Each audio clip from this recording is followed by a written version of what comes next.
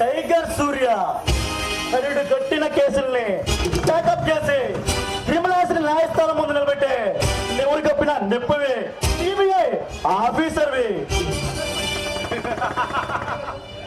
Mister Balaram, వల్లిపాటి Balaram, బడా బడా దోపిడీలు దొంగదనాలు చేస్తున్న దోపిడీ దొంగవి.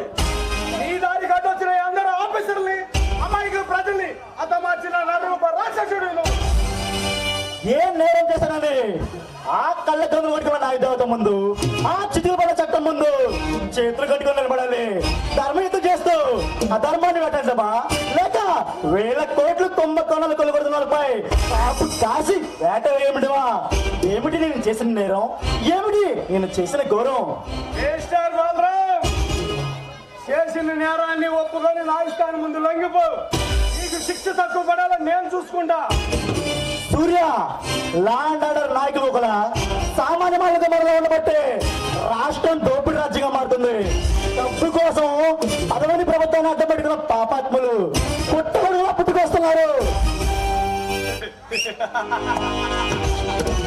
లాజికల్ బాగానే మాట్లాడుతున్నావు మిస్టర్ బలరాం. నీ మాయ మాటలు నమ్మి మోసపోయే పిచ్చి వాళ్ళు ఇక్కడ ఎవరు లేరు.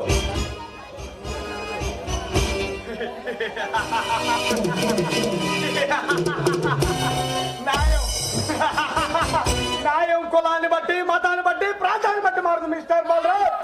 చట్టం ఎవరికి చుట్టం కాదు. తప్పులు చేసుకుంటూ పోతే చూస్తూ ఊరుకోవడానికి.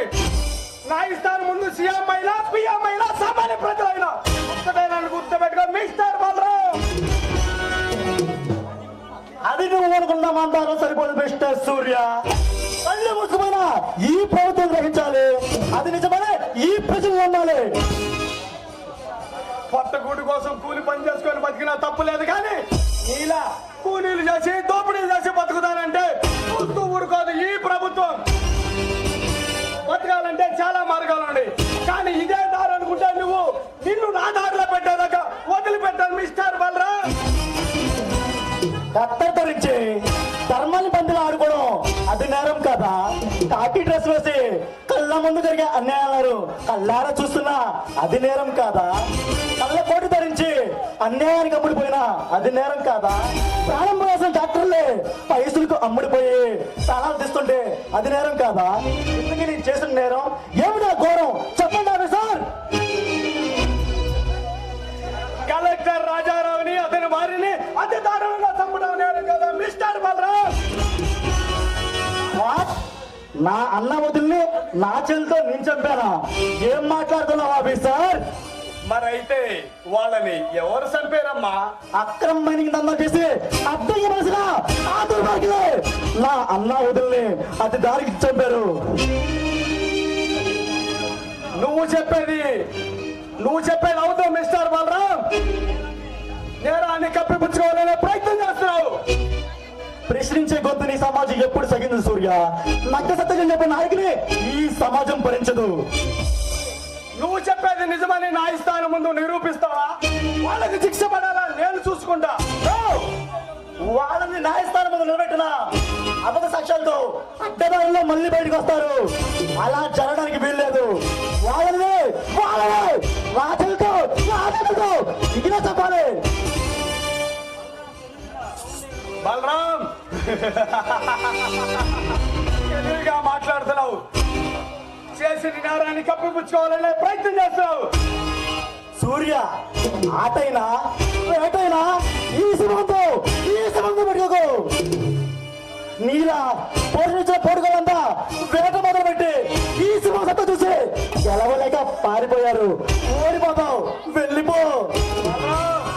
సండైనా, సమరమైనా, రంగమైనా, రాక్షస సమరమైనా ఈ టైగర్స్ సూర్య రంగంలో దిగాక వల్లకాడికి పంపడమే కానీ పారిపోయేంత పిరిగివాడు కాదు ఈ టైగర్ సూర్య.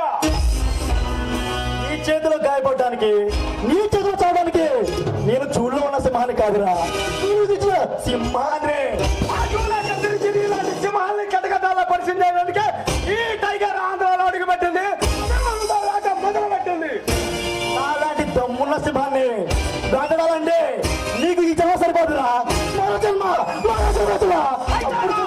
ఈ దూకుడు సింహాల దమ్ముడు సింహంలో తెలుసుకున్నావా?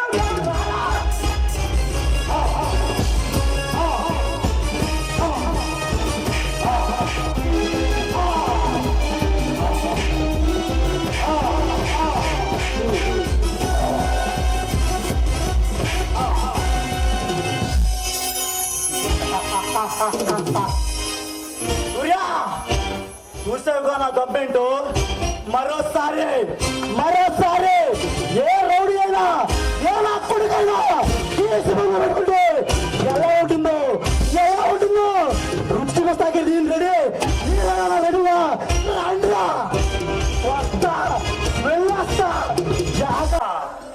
ఎక్కడుందో ఏం చేస్తుందో